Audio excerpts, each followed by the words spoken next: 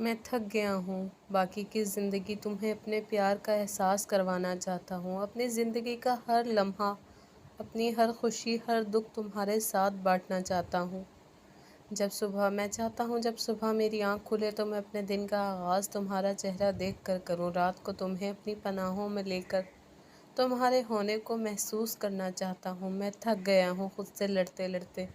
اب تمہاری آغوش میں سکون کے لمحات گزارنا چاہتا ہوں۔ مہر چپ چاپ سب دیکھ رہی تھی کہ کیا دعائیں ایسے بھی قبول ہوتی ہیں۔ اس کی محبت ودان کے دل میں پنجے گاڑ چکی تھی۔ ودان کو اس سے ایسا عشق ہوا تھا کہ وہ اپنی انا، اپنا غرور سب وار کر اس کے قدموں میں بیٹھا اپنے پیار کا اظہار کر رہا تھا۔ اور اس سب میں ماہین کدھر گئی؟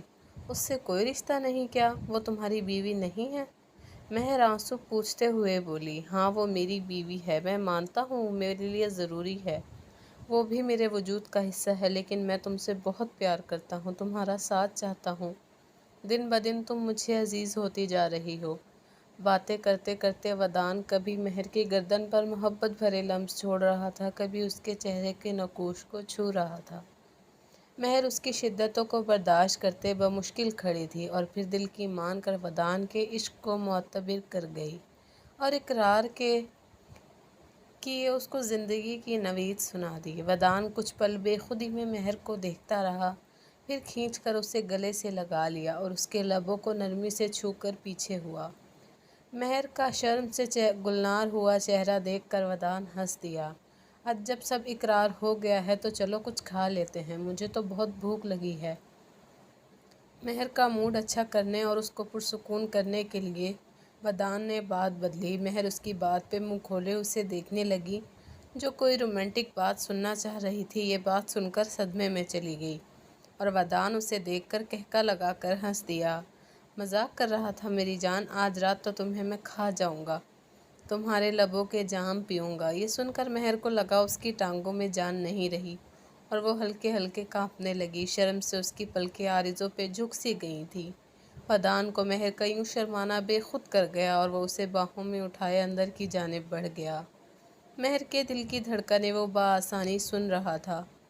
مہر نے زور سے آنکھیں بند کی ہوئی تھی اور دونوں ہاتھ ودان کے گلے میں ڈال کر اس سے لپٹی ہوئی تھی اور اس کے ہونٹ ودان کی گردن سے مس ہو رہے تھے جو اسے مزید مدہوش کر رہے تھے۔ اندر پہنچ کر ودان نے مہر کو وہاں رکھے بیڈ پر بٹھایا اور خود اس کے پاس بیٹھ کر اسے دیکھنے لگا۔ مہر نے جب دیکھا کہ ودان نے اسے چھوڑ دیا ہے تو اس نے آہستہ آہستہ آنکھیں کھول کر دیکھا۔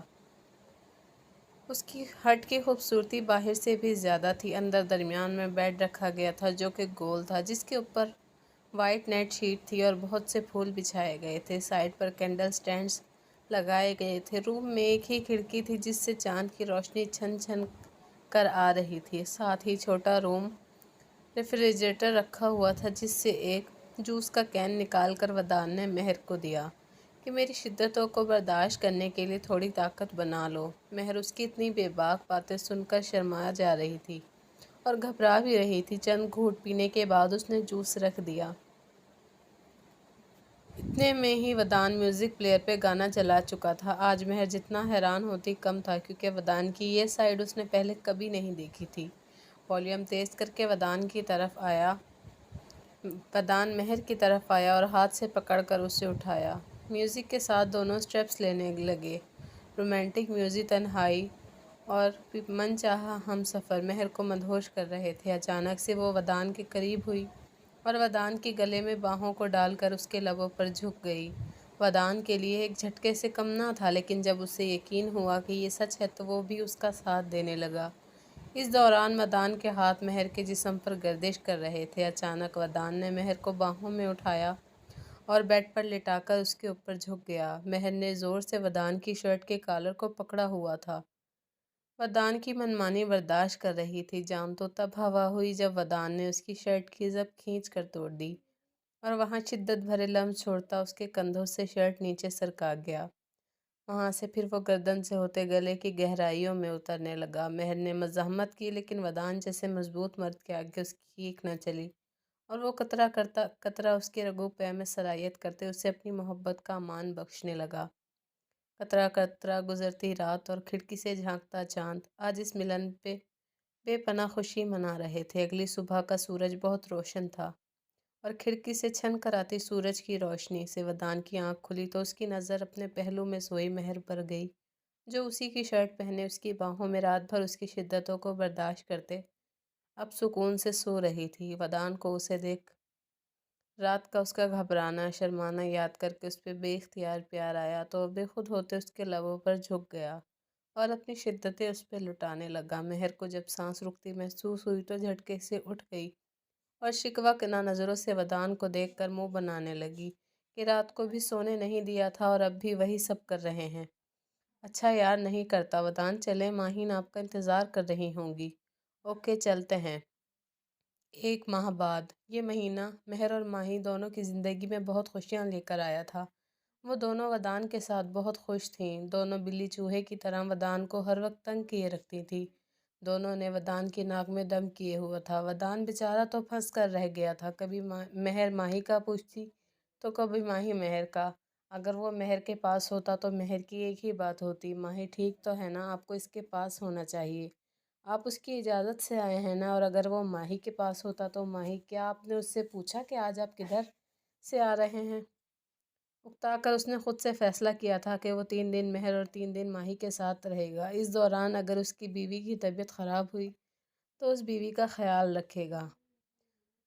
हेलो, ठीक है, लेकिन अगर किसी को भी हम पर शक हो गया तो? नहीं, आज तक हुआ शक जो अब होगा? नहीं, बिल्कुल नहीं, बस सही मौके का इंतज़ार है। कुछ दिन और खुशियों के गुजार लेने दो इन्हें, क्या पता फिर ये मौका मिले या ना मिले।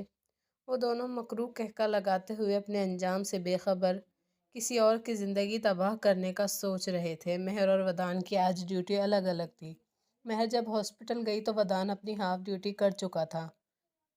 मुझे ये चाहिए सब। क्या हुआ वदान? महर, मैं बता रहा हूँ तुम्हें हमारी ड्यूटी सेम करवानी होगी। इसने हाथ में पकड़ी फाइल मेज़ पर फेंकी थी। हा हा हा वदान, seriously you behave like a baby. Baby, मैं बताता हूँ आपको। अब वो महर की तरफ बढ़ता उसे अपनी बाहों में कैद कर चुका था।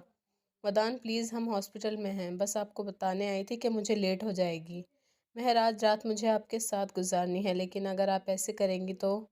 महर ने वदान के माथे पर लब रखते हुए कहा था। अच्छा, वदान मायूस हुआ था। तभी महर ने झुकते हुए उसकी बोलती आंखों पर लब रखे थे। मान जाए ना? मान रहा हूँ। फिर महर ने वदान की बेयर्ड पर लब रखे थे। वदान हल्का सा मुस्कुराया था। बस थोड़ी और कोशिश करो। महर वदान की चालाकी समझते भागने को थी जब वदान ने जल्दी से महर को बाहों में भरते उसके लबों को लॉक किया था। महर तो बौखला गई थी। वदान ने बहुत शिद्दत से उसकी सांसों में अपनी सांसें उलझाई थी। महर को सांस ना आता देख वो पीछे हुआ था। कुछ सेकंड के वक्फे पर वो फिर से महर के लबों पर झुक चुका था। महर ने उसके सीने पर बेशुमार थप्पड़ मारे थे। रात तक गुजारा हो जाएगा अब। बहुत बुरे हैं आप। बहुत शरीफ समझती थी मैं आपको, लेकिन आपको देखकर लगता तो नहीं कि आप ऐसे निकलेंगे। महर, कल मुझे भी सब पूछ रहे थे कि आपकी शराफत कहाँ गई, लेकिन मैं इन्हें बता नहीं पाया कि वो तो महर की मोहब्बत में फ़ना हो गई।